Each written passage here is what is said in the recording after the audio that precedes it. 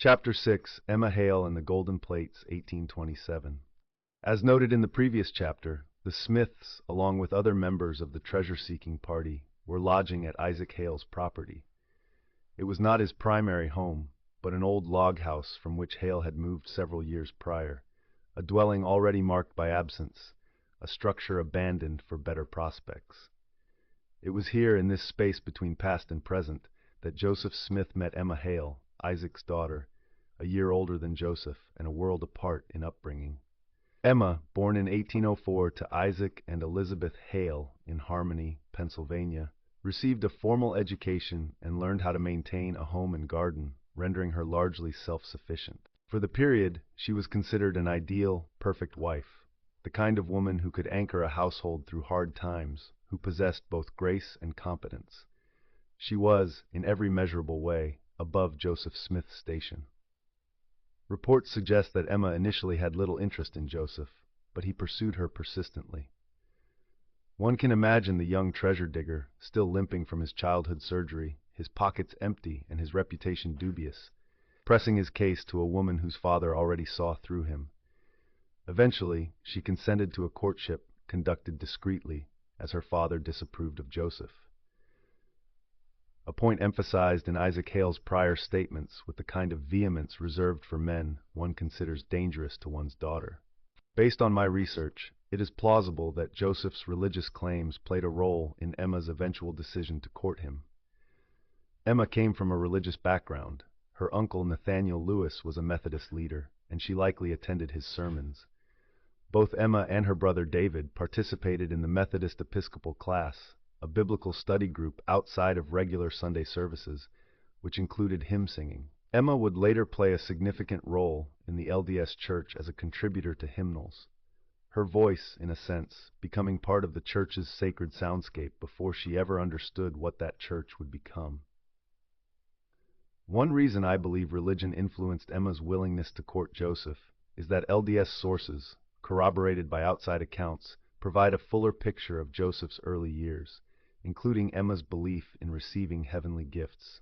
Fair scholar Mark L. Staker observes, like the part of upstate New York where Joseph Smith grew up, Pennsylvania was full of spiritual fervor. When Methodist circuit rider George Peck visited the Susquehanna district, he found in Emma's community such weeping and shouting as I have seldom heard or witnessed. A neighbor of the Hale family claimed that when Emma was young, she often got the power, as did others in the area who experienced intense, sincere religious feeling. This was the spiritual soil from which Emma emerged, a landscape where visions and divine encounters were not aberrations, but expected milestones of faith. The young woman who would marry Joseph Smith was already fluent in the language of revelation. This aligns with the broader context of the era, as occult and magical practices were not confined to New York. They were also present in Pennsylvania and Virginia. Many of these practices trace their origins to Germany and parts of France, brought over by immigrants who carried Old World beliefs into New World soil.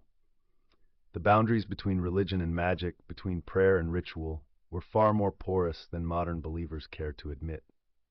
Staker notes that in 1812, a circuit rider named Elisha Bibbins encouraged residents to pray in the woods for spiritual experiences.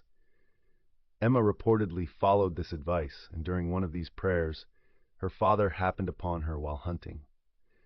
Overhearing her praying on his behalf, he converted to Methodism. This anecdote bears striking resemblance to Joseph's later account of the first vision, where he entered a grove to pray and experienced a vision. The pattern repeats: the solitary seeker, the wooded grove, the divine encounter. Whether Emma's experience shaped Joseph's narrative, or whether both simply drew from the same well of revivalist practice, the parallel cannot be ignored. Could shared religious beliefs have motivated Emma to finally consent to marry Joseph? On her deathbed, Emma told her son Joseph Smith III that being of marriageable age and finding no better candidate, she chose Joseph. This aligns with her earlier refusals. Her parents had hoped she would marry someone of comparable social standing and education rather than Joseph. A treasure digger with no prospects, no property, and a growing reputation for exactly the kind of deception her father feared would destroy his daughter's life. The contrast could not have been starker. Emma was educated, refined, capable. Joseph was a rural laborer with a limp and a seer stone, a young man whose only currency was charisma and the promise of hidden things. Joseph was aware he would not secure the Hale family's approval, stating, "So much was my wife's father excited that he was greatly opposed to our being married, in so much that he would not suffer us to be married at his house. I was therefore under the necessity of taking her elsewhere." The language here is telling, under the necessity. Not desire, not love compelling him forward, but necessity. Joseph frames the elopement as something forced upon him by circumstance, not as an act of romantic defiance. In January 1827, Emma visited the Stoll farm while traveling to see her sister Elizabeth near Colesville. She later related to her son, "I had no intention of marrying when I left home, but during my visit at Mr. Stoll's, your father visited me there. Preferring to marry him to any other man I knew, I consented." Preferring to marry him to any other man I knew. The words carry a weight of resignation, a choice made not from passion, but from the limited options available to a woman approaching the edge of marriageable age in rural Pennsylvania.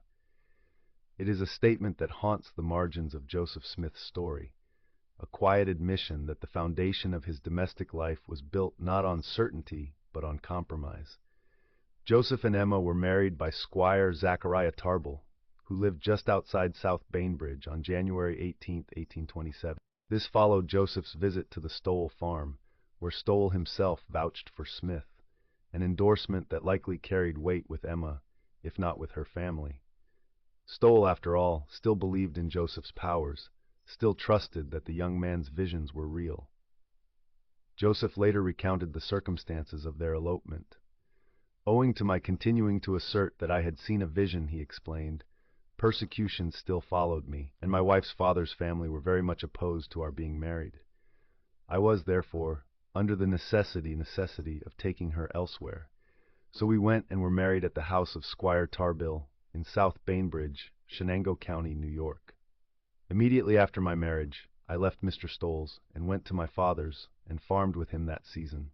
It is worth noting that Smith does not reference any of his legal troubles in this account, instead framing his difficulties as persecution. The 1826 trial, the accusations of being a disorderly person, the testimony of Josiah Stoll's own family members, all of it vanishes, replaced by the more palatable narrative of a prophet opposed by unbelievers. Already, Joseph was learning to control the story, to edit out the inconvenient truths and reshape his past into something resembling martyrdom. After their elopement, Joseph and Emma moved to Manchester, New York, to live with Joseph's parents, as noted above. Joseph was fortunate that Emma and his mother Lucy formed an immediate bond, one that lasted until Lucy's passing on May 14, 1856.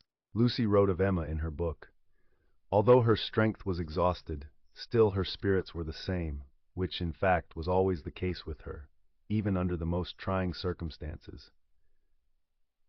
I have never seen a woman in my life who would endure every species of fatigue and hardship from month to month and from year to year, with that unflinching courage, zeal, and patience which she has ever done, for I know that which she has had to endure.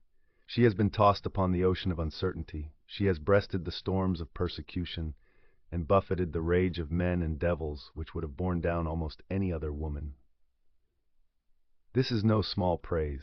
Lucy Mack Smith, who had watched Emma through years of chaos and upheaval, recognized something essential in her daughter-in-law, an unbreakable core, a capacity for endurance that exceeded anything expected of women in that era.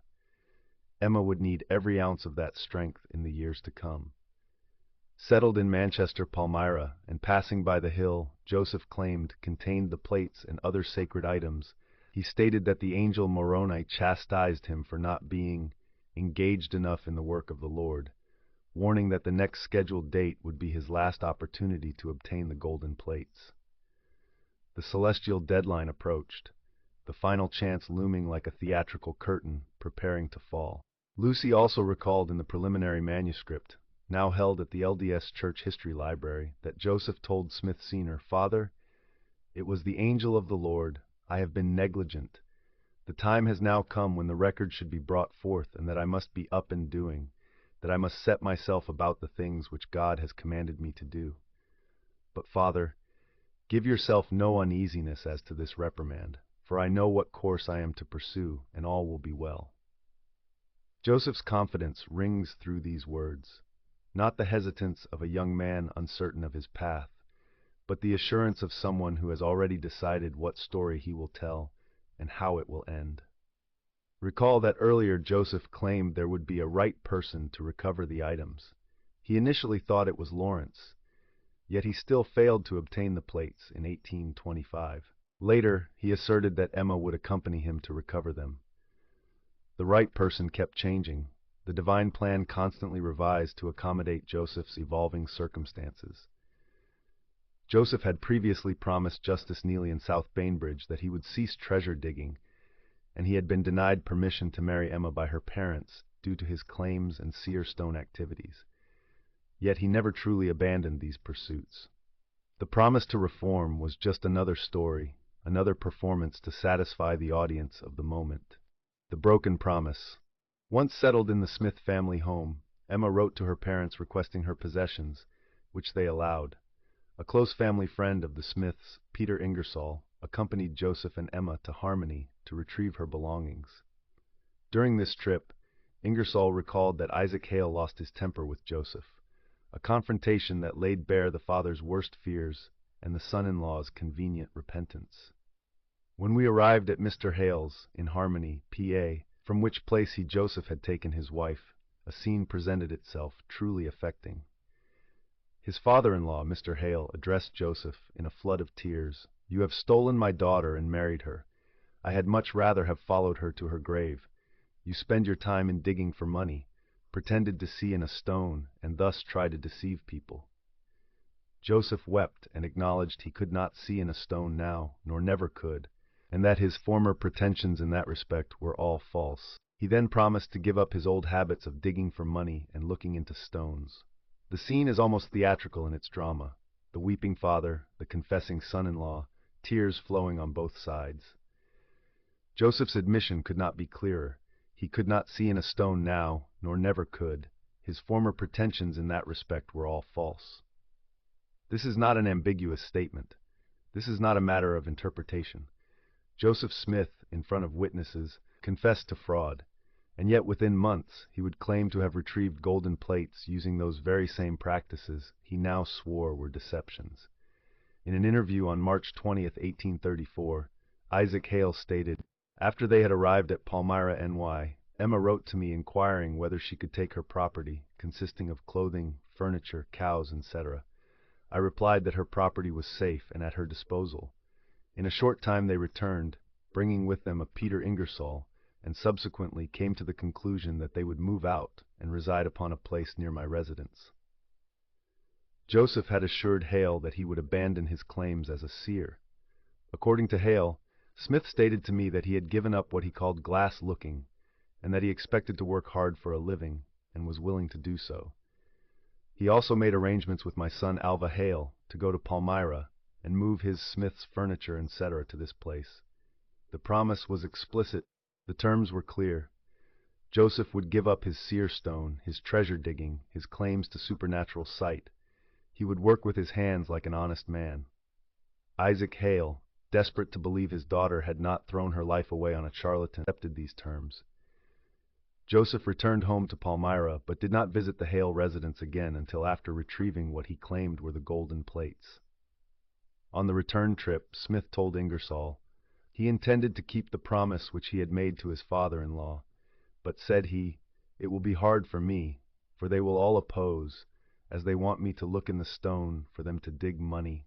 Even here, Joseph frames himself as the victim, not as a man who built his reputation on deception, but as someone being pressured by others to continue practices he now claimed to reject. The responsibility always shifts away from him, the blame always landing elsewhere. Ingersoll related to E.D. Howe that they urged him day after day to resume his old practice of looking in the stone. He seemed much perplexed as to the course he should take. The picture Ingersoll paints is one of Joseph caught between his promise to Isaac Hale and the demands of his former associates. A man torn between reform and relapse. But was he truly torn? Or was this simply another performance, another layer of the story he was constructing? Within weeks, Joseph would not merely return to treasure-seeking. He would claim to have discovered the greatest treasure of all. September 22nd, 1827, the night of retrieval. Only days before September 22nd, 1827, Josiah Stowell and Joseph Knight Sr. had traveled up to Palmyra to assist Joseph in attempting to retrieve the plates, according to LDS scholar Dean Jesse. Yet Dan Vogel states they had been returning from a previous treasure dig and stopped at the Smith farm on their way back to South Bainbridge, as noted by Martin Harris. Knowing he would have assistance, Joseph sent his father to watch the home of his former partner, Samuel Lawrence, whom Smith feared might interfere. The date itself, September 22, carried weight. It was the autumnal equinox, a time when treasure seekers believed the veil between worlds thinned and spirits revealed hidden things. For Joseph Smith, steeped in folk magic and occult practice, this was no arbitrary evening. This was the appointed hour, the moment when earth and heaven aligned. Joseph had asked Lucy for a lockbox without revealing his purpose, though she knew what he intended, and her heart sank. She understood he was about to attempt to retrieve the claimed plates again, and feared, as with his first attempt, he would fail. "I had not forgotten the first failure," she recalled, referencing Joseph's 1824 disappointment, and she did not want to see him suffer the same fate. Upset, she told Joseph that all the lockboxes had been broken during their move from Vermont. Joseph comforted her, saying, "Never mind, I can do very well for the present without it. Be calm, all is right." There is something poignant in Lucy's fear for her son, her memory of past disappointments, her dread that he would return empty-handed and humiliated once more. She wanted to believe him. She needed to believe him. And Joseph, sensing her anxiety, offered the reassurance that everything would work out, a prophet calming his mother, or a son managing his audience. Lucy Mack Smith recounts that Joseph borrowed a horse and carriage from Knight Sr. and took Emma to the hill where the plates were supposedly buried. According to Lucy, Emma spent the time kneeling in prayer while Joseph went to the supposed location of the plates. Smith claimed to have retrieved them, but stated he hid them in a fallen tree near the hill to protect them from those who might try to steal them, namely Smith's former partners who believed they were owed a share of the treasure he claimed to have found. Why hide them immediately after retrieval? Why not bring them directly home if they were truly sacred records entrusted to him by an angel? The explanation Joseph offered, fear of theft, rings hollow when one considers that hiding them in a fallen tree would offer less protection than carrying them directly to his family's home. Unless, of course, Joseph needed time to finish what he had started. Lucy is an invaluable source for this period of early church history, having recorded many of her memories. In biographical sketches, she recounts that while the boys settled for breakfast at the table, Smith Sr. inquired where Joseph was, insisting he should eat with him as was customary. Unaware that Joseph and Emma had gone to the hill while he watched over the Lawrence farm, Lucy covered for him. "I would like to have him take breakfast with his wife." Smith Sr. replied, "No, no, I must have Joseph come down here and eat with me." Lucy persisted, "Well now, Mr. Smith, do let him eat with his wife this morning. He almost always takes breakfast with you." Eventually, Smith Sr. relented and continued with his breakfast. The domestic scene feels almost mundane, a mother protecting her son's absence, a father insisting on routine. And yet beneath this ordinary morning lay something far stranger. A stolen horse, a missing carriage, and a young man claiming to have unearthed sacred records on a hill steeped in treasure-seeking lore. Shortly after, Joseph Knight Sr. arrived at the Smith home, troubled. He exclaimed, "Why, Mr. Smith, my horse is gone, and I can't find him on the premises, and I wish to start for home in half an hour." Lucy reassured him, "Never mind the horse. Mr. Knight does not know all the nooks and corners in the pastures.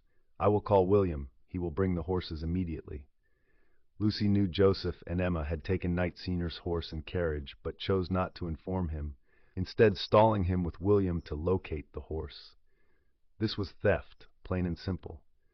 Joseph had taken Knight's property without permission, and Lucy, knowing full well what her son had done, actively deceived Knight to buy Joseph more time.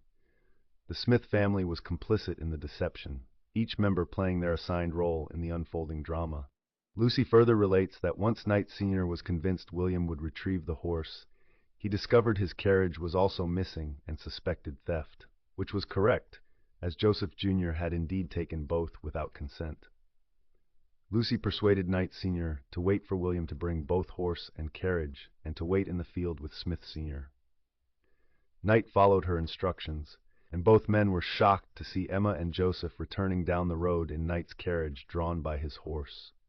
One can picture the scene, the two older men standing in the field, the morning sun climbing higher, and then the rattle of wheels on the road, Joseph and Emma appearing like players returning to the stage after a scene change. Whatever Knight and Smith Sr. felt in that moment, relief, confusion, irritation, Lucy does not record. Joseph released the horse to the pasture, entered the home, and Lucy's heart sank, fearing he had not obtained the treasure he sought. Shaking uncontrollably, she began to leave the room, unable to face the supposed bad news, when Joseph caught her by the arm and reassured her. "Do not be uneasy, mother. All is right. See here, I have got a key. A key. Not plates, not sacred records. A key." Joseph placed an object wrapped in a large silk handkerchief into Lucy's arms, describing it as two smooth stones connected with each other in the same way that old-fashioned spectacles are made. Lucy held them, feeling their weight, their shape through the fabric. These were the spectacles, the divine interpreters, the Urim and Thummim, that would supposedly allow Joseph to translate ancient records. Yet she never saw them uncovered, never examined them in full light. They remained perpetually wrapped, perpetually hidden, their true nature obscured by silk and story. Knight Sr. recalled Joseph taking him aside. "Joseph called me into the other room, and he set his foot on the bed and leaned his head on his hand and says, 'Well, I am disappointed.' Knight Sr. replied, 'Well, I am sorry,' and Joseph responded, 'Well, I am greatly disappointed. It is 10 times better than I expected.'" Smith then shared details of the plates, which will be addressed in depth shortly. The contradiction is stark. "I am disappointed," followed immediately by, "It is 10 times better than I expected." Which was it? Was Joseph expressing genuine surprise at what he found, or was this calculated ambiguity, a way of building anticipation while maintaining plausible deniability? In the same manuscript, Knight Sr. noted that Smith seemed to think more of the glasses than he did of the plates, and related that Smith said, "I can see anything with them. They are marvelous." Smith described the spectacles as 2 stones in silver bows. In the March 1, 1842 Times and Seasons, Smith reportedly told John Wentworth that the spectacles were 2 transparent stones set in the rim for a bow. Dan Vogel argues that Smith likely bent an iron rod into a figure 8 and placed 2 stones within the loops. Lucy Mack Smith could not determine whether the stones were clear and smooth or simply creek stones, as Joseph kept the claimed spectacles wrapped in a linen sheet. She remains the only person on record to have seen or handled the claimed spectacles, and even she never saw them unwrapped. The pattern repeats. Objects always concealed, always mediated through fabric, always described but never fully displayed. The spectacles, like the plates themselves, existed in a state of perpetual obscurity, real enough to be felt, but never clear enough to be verified. That morning, Joseph asked his mother where he could have a storage chest made. Lucy directed him to a cabinet maker and instructed him to let the craftsman know she would pay him as usual. Vogel suggests this was arranged as half money, half produce from the Smith farm, the kind of barter arrangement common in rural communities where cash was scarce and trust was everything. Although Lucy does not specify the cabinet maker, Vogel proposes it was Willard Chase. Smith reportedly approached Chase, who recounted, "He requested me to make him a chest, informing me that he designed to move back to Pennsylvania, and expecting soon to get his gold book, he wanted a chest to lock it up, giving me to understand at the same time that if I would make the chest, he would give me a share in the book." Vogel notes that Chase declined, already occupied with other pressing work. The author speculates that Chase may have been planning to attempt to seize the claimed golden plates alongside others, a suspicion supported by later events. Chase is said to have offered to lock the plates in one of his own chests for Smith, but Joseph refused, insisting, he was commanded to keep it 2 years without letting it come to the eye of any but himself. Chase eventually relented, provided Joseph would bring the plates to his shop to convince me of its existence. Yet Smith again refused, leaving Chase to decline making the chest. The refusals make sense only if Joseph had nothing to show. Why else would he refuse to prove the plate's existence to a man he was asking for help? The logic collapses under scrutiny, unless the entire purpose was to create the appearance of possession without the burden of proof. Joseph took a job in Macedon, within the same county as Palmyra, to locate a well he could dig so he could afford a lockbox for the claimed plates.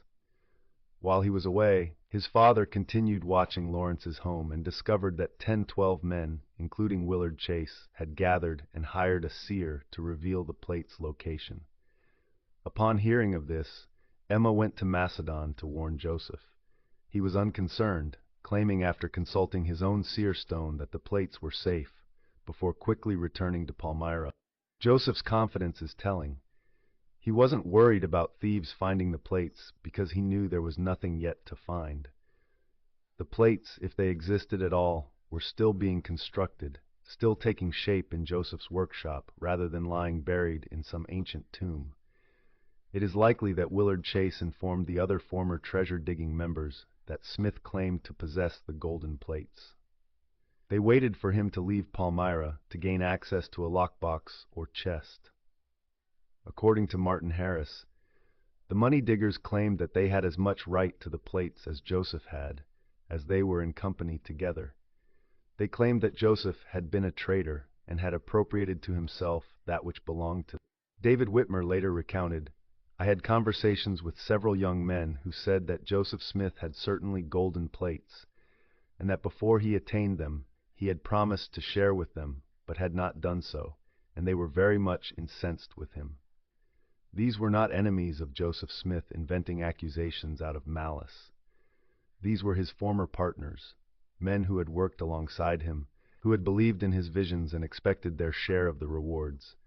Their anger was not theological, it was financial. Joseph had promised them treasure and delivered betrayal. Once back, Joseph went to the location where he claimed to have hidden the plates and retrieved them using a linen sheet for cover. While doing so, he injured his thumb, claiming it occurred while fending off 3 separate attacks. Dan Vogel proposes that Smith did not have time to finish that evening, which explains why he hid the claimed plates in a fallen tree. Vogel also argues that Smith completed the plates while injuring his thumb in the process, a far more plausible explanation than divine combat with invisible assailants in the woods. Joseph had worked as a cooper and had experience working with metal, as his father now owned a cooper shop. It is therefore likely that Joseph was in the process of making his own set of plates while Emma waited. The injury to his thumb fits perfectly with metalworking, bending thin sheets, hammering edges, forcing materials into shape. It does not fit with a miraculous retrieval from an ancient stone box. Vogel's conclusion is based on witnesses noting that the plates were metallic and thin, clanked under a sheet, and weighed approximately 40-60 pounds when lifted. A far cry from what actual golden plates would weigh. The weight of deception. According to Smith, the plates were 6 inches wide and 8 inches long, and not quite so thick as common tin. They were filled with engravings in ancient Egyptian characters, and bound together in a volume, as the leaves of a book with 3 rings running through the whole. The volume was something near 6 inches in thickness, a part of which was sealed. The characters on the unsealed part were small and beautifully engraved. The whole book exhibited many marks of antiquity in its construction, and much skill in the art of engraving. The description is precise, almost technical, the kind of detail that lends credibility to a story, and yet it raises immediate questions. How could Joseph, who had never seen ancient Egyptian, recognize the characters as such? How could he discern much skill in the art of engraving when he had no training in metallurgy or ancient craftsmanship? The description sounds less like first-hand observation and more like someone constructing a plausible artifact from imagination and cultural expectations. Lorenzo Saunders, a local Palmyra resident and known associate of the Smith family, told Thomas Gregg in January 1885 that shortly after hearing of Smith retrieving the plates, he visited the hill and found no fresh holes dug, only a large hole which had been dug by the money diggers about a year or two before. No fresh excavation, no disturbed earth, no signs of recent digging at all. If Joseph had truly unearthed ancient plates from a stone box buried in the hillside, there would have been evidence: displaced soil, broken roots, the unmistakable signs of excavation. Instead, there was only an old hole, left behind by previous treasure seekers, slowly filling with leaves and time. Recall that Smith had brought Samuel Lawrence with him in 1825 to attempt to gain the claimed plates, and Lawrence stated that he saw the so-called spectacles that later became known as the Urim and Thummim. Also recall that Smith did not obtain the plates during that visit. Here we encounter a complication, as Willard Chase tells us. Joseph altered his mind and said Lawrence was not the right man, nor had he told him the right place. The issue arises because Smith was supposedly guided by an angel, Moroni, who now appears to have been incorrect twice. First with Alvin, who was said to be with Joseph when Smith claimed the plates but passed away, and then with Lawrence, who was designated as the right person. Angels apparently can be mistaken. Divine messengers can point to the wrong people, the wrong places, the wrong times. Or perhaps the inconsistencies reveal something simpler, that Joseph was improvising, adjusting his story as circumstances changed, as partners fell away or proved unreliable, as opportunities shifted like sand beneath his feet. Joseph claimed that he misled Lawrence regarding the location, yet he reportedly agreed with Lawrence on his supposed viewing of the spectacles. It seems likely that in 1825, Smith had no real intention of retrieving the claimed treasure. It was more about as the stronger seer and establishing their Khan. 2 years later, when Smith decided to revisit the treasure story, he had prior material to work with rather than starting a new venture. It has also been argued that Smith did not retrieve the supposed plates at the appointed time because he was working with at least 2 other people on the concept of a book that could be sold. We will cover this in a later chapter, but it makes sense, as Smith had been telling stories about the Book of Mormon people for several years before ever claiming to possess the plates. The narrative was already developed, the characters already established, the theological framework already in place. All Joseph needed was a physical object to legitimize the stories, a prop to transform oral tradition into sacred scripture. Returning to the main narrative, by this time Joseph claimed to have recovered the golden plates, at least according to Emma and Lucy. Oliver Cowdery, speaking to W. W. Phelps, stated that the digging took place on the west side of the hill, not far from the top down its side. Noman Walters, himself a famed seer, was hired by Lawrence and other treasure seekers on 3 separate occasions to locate the supposed treasure Smith spoke of, even before Joseph claimed to have removed it. Brigham Young later recounted a story through his father-in-law, Alva Beeman, a friend of the Smith family and treasure seeker. People knew there was a treasure there. Beeman was one of those who sent for Walters. He came each time, said there was treasure there, but that he couldn't get it, though there was one that could. The last time he came, he pointed out Joseph Smith, who was sitting quietly among a group of men in the tavern, and said there was the young man that could find it, and cursed and swore about him in a scientific manner. Awful! Even other seers recognized Joseph's gift, or his audacity. Walters, who made his living finding treasures for others, pointed to Joseph Smith as the one who could succeed where he had failed. Whether this was genuine recognition of superior skill, or simply one con man acknowledging another's better positioning, is impossible to determine. What is clear is that Joseph's reputation as a seer had spread far beyond his immediate circle. Testimonies from those who went to the hill in search of the claimed buried plates revealed no evidence of current digs, lending weight to Dan Vogel's hypothesis that Smith himself created the plates while Emma waited overnight. If Smith had indeed dug up the plates, there would have been signs of a freshly dug pit, similar to those dug 2 years prior. So why was there no fresh pit? Why did Smith have to return later to retrieve the plates and hide them in an old black oak treetop which was hollow? Joseph now claimed to have received the plates, stating that he had been attacked by 3 different individuals while traveling home through the woods, injuring his thumb in the process. Lucy recalled that Joseph came running through the doors with something tightly clutched under his coat. As he recounted being attacked, she sent Don Carlos, her 11-year-old son, to Hiram's cabin to retrieve his lockbox. The dramatic entrance, the breathless storytelling, the urgency and danger, all of it served to heighten the importance of what Joseph carried. The claimed attacks, which no one witnessed and which left no attackers to be found, transformed a simple return home into an epic struggle between divine purpose and demonic opposition. Stoll, Knight Sr., and Smith Sr. had returned from searching for Joseph Jr.'s alleged pursuers, but found no one, nor any trace of pursuit. As they arrived, Joseph proclaimed, "Father, I have got the plates." While placing the claimed plates into a pillowcase, his father asked, "What, Joseph? Can we not see them?" Joseph responded, "No, I was disobedient the first time, but I intend to be faithful this time, for I was forbidden to show them until they are translated, but you can feel." The first time refers to Smith's alleged attempt to retrieve the plates in 1824, when he was not to lay them down, yet did, resulting in a turn to the hole. Why was he forbidden to show the plates, yet allowed others to touch them? Could it be because the items under the pillowcase were not gold plates, but copper or bronze leaflets, as Dan Vogel and others have proposed?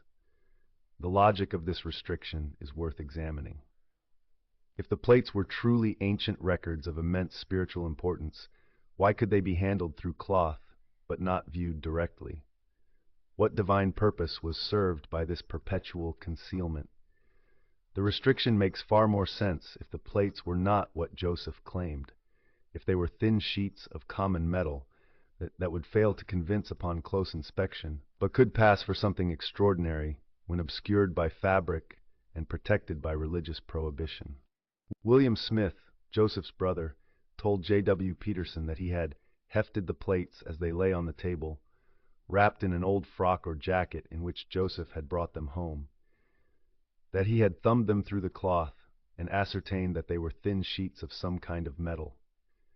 William also corroborated the approximate weight of the plates, stating they weighed about 60 pounds, and that he could tell they were plates of some kind and that they were fastened together by rings running through the back. William B. Smith noted feeling the rings binding the plates together, and according to Dan Vogel, Joseph likely injured his thumb while bending the rings into shape. Vogel is far from alone in proposing that Smith created the plates. This accusation has existed since the Book of Mormon was first named. Martin Harris, a figure we will encounter frequently, stated that the plates weighed 40 or 50 pounds. According to Vogel, tin plates of the dimensions described by Joseph and William Smith, along with Martin Harris's estimates, would weigh approximately 50-60 pounds. Sheet iron plates of the same size would weigh roughly 81 pounds. LDS blacksmith Reed H. Putnam argued in his 1966 Improvement Era article, "Were the golden plates made of tembaga?" that uneven spacing between the plates could reduce the weight by about 50%, bringing it down to around 40 pounds, close to the weight of tin. Plates made of gold, however, would weigh significantly more than tin or uneven iron sheets, by several hundred pounds. The mathematics are unforgiving. Gold has a specific gravity of 19.3 compared to tin 7.3 and iron 7.9. A set of solid gold plates matching Joseph's description would weigh between 140 and 200 pounds, far beyond what Martin Harris or William Smith reported. Even accounting for spacing between leaves, the weight estimates provided by witnesses align perfectly with tin or thin iron, and impossibly with gold. The apologists' appeals to tembaga, a gold-copper alloy used in pre-Columbian America, represent a desperate attempt to reconcile the weight discrepancy. But even tembaga would weigh considerably more than the 40 to 60 pounds witnesses described. The evidence points in one direction. Whatever Joseph Smith possessed was not made of gold. With a set of plates in his possession, later hidden, Smith claimed that he received a message from God. "Now you have got the record into your own hands, and you are but a man. Therefore you will have to be watchful and faithful to your trust, or you will be overpowered by wicked men, for for they will lay every plan and scheme that is possible to get them away from you, and if you do not take heed continually, they will succeed. The warning established the framework for everything that followed. Any skepticism, any demand for proof, any attempt to examine the plates could now be framed as the work of wicked men seeking to steal sacred things. Joseph had constructed a perfect defense. The more people questioned him, the more their questioning proved the divine warning correct. By now, word had quickly spread throughout the Manchester-Palmyra area that Smith had obtained the supposed golden plates. Joseph Knight Sr. recounted, "Now it soon got about that Joseph Smith had found the plates, and people came in to see them. But he told them that they could not, for he must not show them. But many insisted and offered money and property to see them. It is likely that these offers were wagers, placed with the understanding that Smith would not produce the plates and their money or property would remain safe. The locals knew Joseph Smith. They had watched him grow up, watched him treasure dig, watched him stand trial for fraud. They knew his patterns, his methods, his capacity for invention. And they assumed, correctly it seems, that he was running another con. Throughout his young life, Smith had already made several outrageous claims, and those local to him were accustomed to calling his bluff, assuming he had nothing to show. Yet not everyone doubted him. Some still believed he possessed the plates. Samuel Lawrence and Alva Beeman both believed that Smith had the plates. According to Knight Sr., Lawrence and Beeman proposed to go shares with him and tried every way to bargain with him, but could not. Recall that Alva Beeman was a treasure digger and the father-in-law of Brigham Young, who would later lead the LDS Church after Joseph's death. Knight Sr. also noted that both Beeman and Lawrence were angered with Smith. Beeman, a great rodsman, took out his rods and held them up, and they pointed down to the hearth. There it is under that hearth. The divining rods, those instruments of folk magic that Joseph himself had once used, now turned against him, pointing to the supposed location of his treasure. Beeman, using the same methods Joseph employed, claimed to have located the plates beneath the Smith family hearth. It was treasure seeker against treasure seeker, seer against seer, each claiming superior access to hidden things. Martin Harris, who will become significant later, recalled that Smith was worried because, the wall of the house being partly down, it was feared that certain ones, who were trying to get possession of the plates, would get under the house and dig them out. Smith then moved the plates across the road to his father's cooper shop, hiding them under the floor. The following morning, Joseph noticed that the floor of his father's shop had been ripped apart and the box he had placed there destroyed. He reassured his family, claiming he was prompted to move the plates to the loft and hide them under some straw. However, this event appears to have been staged. With Beeman asserting that the plates were under the hearth, Smith could orchestrate a break-in, destroy the box himself, and claim that his warnings from the supposed angel Moroni were coming true. Another issue arises. If Beeman truly had the power to divine as claimed, why could he not locate the plates above their heads in the loft? Lucy later recounted that Sally Chase directed the mob searching for the plates to the cooper shop. Even if true, the same logic applies. If Chase could see the treasure in the cooper shop, why could she not see it in the loft above the party, and why did they dig under the floors? It seems clear that Joseph orchestrated the event himself. The staged break-in served multiple purposes. It validated Joseph's claims of persecution. It demonstrated the reality of the divine warning. It created a sense of danger and urgency that bound his family closer together in protective solidarity. And most importantly, it explained why the plates could never be properly examined. They were always in danger, always needing to be hidden, always just beyond the reach of verification. Smith again approached Willard Chase to make a chest for the claimed plates, and once more Chase refused. We are told that Alva Beeman assisted Joseph in modifying a window glass box to fit the dimensions of the plates and seal them. It is ironic that Smith repeatedly sought help from those allegedly trying to steal the plates, yet he openly associated with them. Does this behavior align with someone genuinely fearing for his life and the safety of his property? It seems unlikely. If I were in fear of my life due to a mob attempting to steal my property and harm me, I would avoid them, not seek them out. Smith alleged he retrieved the plates in late September and needed to flee due to threats, yet he did not leave for 2 months and had multiple dealings with those supposedly out to get him, which he initiated. The contradiction is glaring.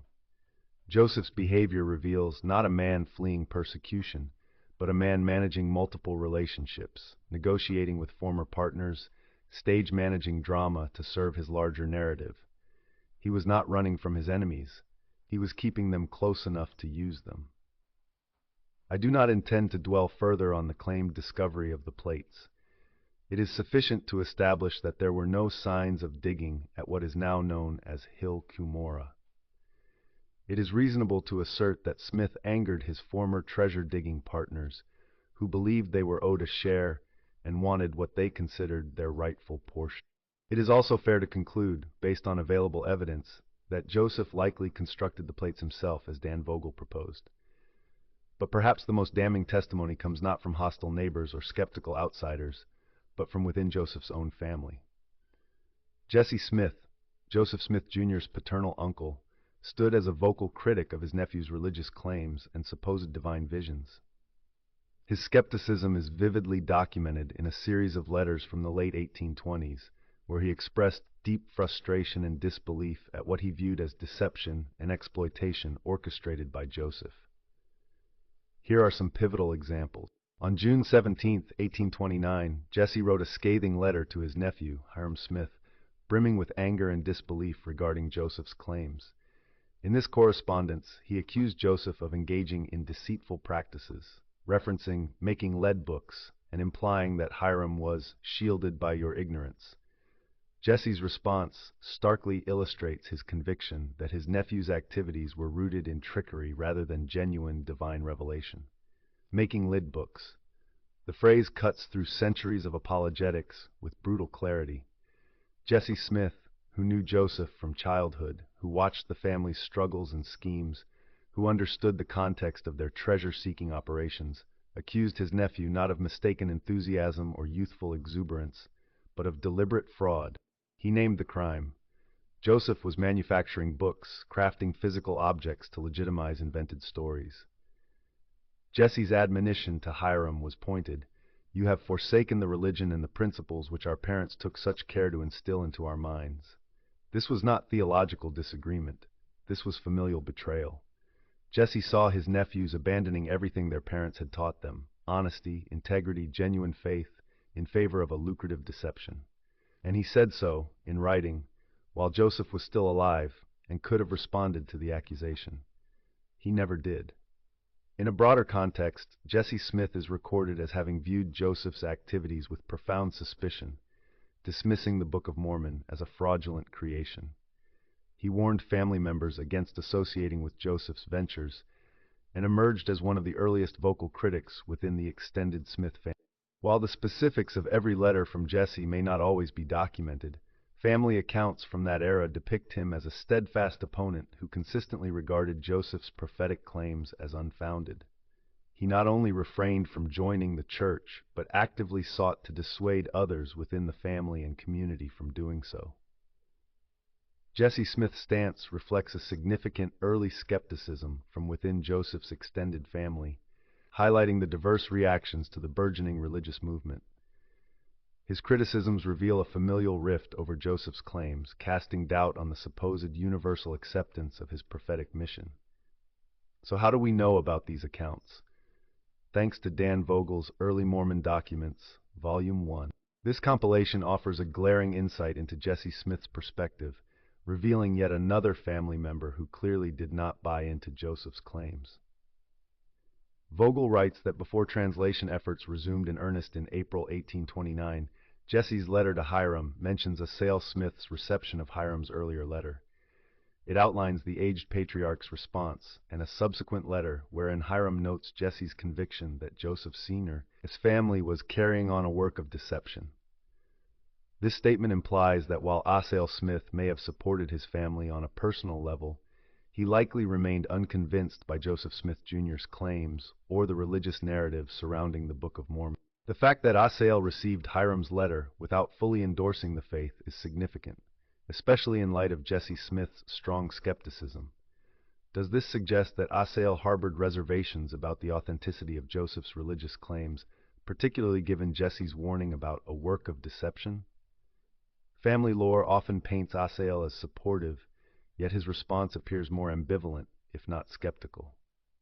His willingness to entertain Hiram's letter doesn't necessarily indicate belief in the Book of Mormon's divine origins. After all, if a close family member like Jesse found substantial reason to doubt, it's telling that Asahel didn't openly defend Joseph's claims.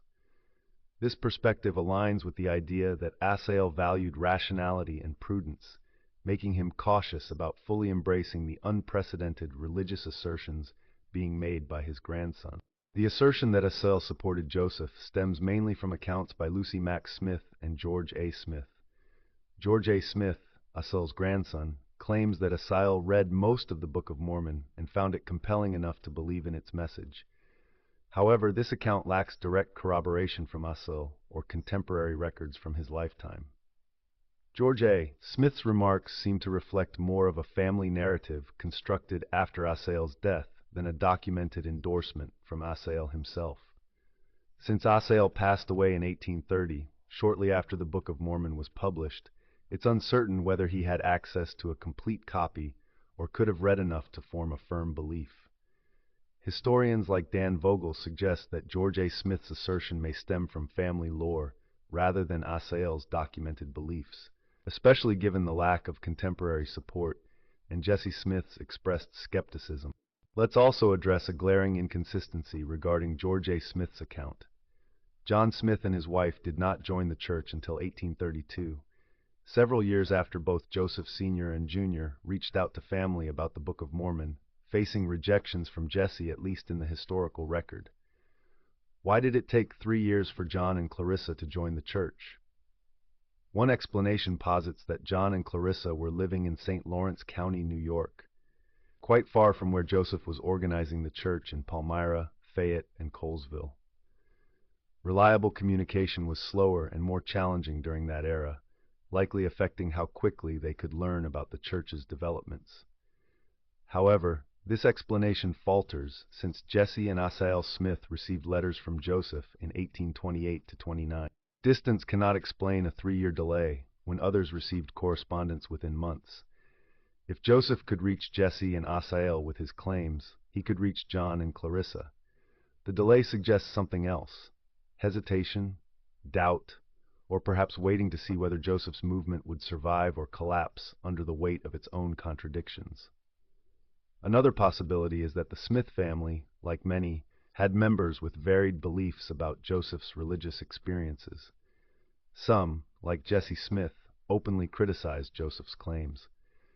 This division might have contributed to John's initial hesitation to join, as he would have been aware of both supportive and skeptical views within the family. While this seems plausible, we confront a serious issue. George A. Smith asserts, "My grandfather Asahel fully believed the Book of Mormon, which read nearly through."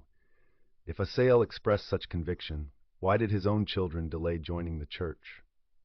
Moreover, according to Lucy Mack Smith in her biographical sketches of Joseph Smith, Asahel once remarked that he believed a descendant would revolutionize religious thought. He reportedly stated, "It has been borne in upon my soul that one of my descendants will promulgate a work to revolutionize the religious world."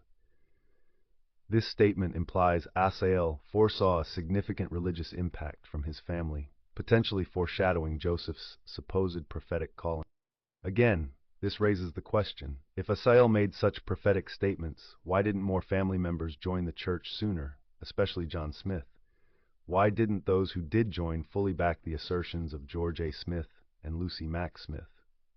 The apparent disconnect between Asahel's alleged foresight and the subsequent hesitance of his family members to embrace Joseph's claims underscores a significant tension within the Smith family regarding their beliefs and the emerging Church of Christ. The silence speaks louder than the stories. If Asahel truly believed, if he truly recognized his grandson as a prophet, why did his sons wait years to join? Why did Jesse actively oppose? Why did the family fracture along lines of belief and skepticism, with some embracing Joseph's claims while others, who knew him just as well, rejected them entirely? The answer seems clear. Even those closest to Joseph Smith, those who loved him and wanted to believe in him, struggled to accept the reality of his claims. The golden plates, the angelic visitations, the divine calling, all of it required a leap of faith that not even family loyalty could always sustain. Testimony concerning the plates and the events leading to Joseph and Emma leaving Palmyra and returning to Harmony will be covered in the next chapter, as the material is too extensive to continue here. But before we move forward, the pattern must be acknowledged. Joseph Smith's story of the golden plates is marked by concealment, contradiction, and convenience. The plates were always hidden, always wrapped, always just beyond verification. Their weight matched common metals, not gold. No evidence of excavation existed at the supposed discovery site. Former partners claimed betrayal, not persecution. Family members accused Joseph of fraud, not prophecy. And through it all, Joseph controlled the narrative, staging break-ins, manufacturing urgency, transforming skepticism into proof of divine opposition. He was not discovering an ancient record. He was creating one, piece by piece, story by story, until the weight of accumulated claims became too heavy to question without challenging the faith of everyone who had chosen to believe. The plates existed. Multiple witnesses confirmed their presence, their weight, their metallic reality.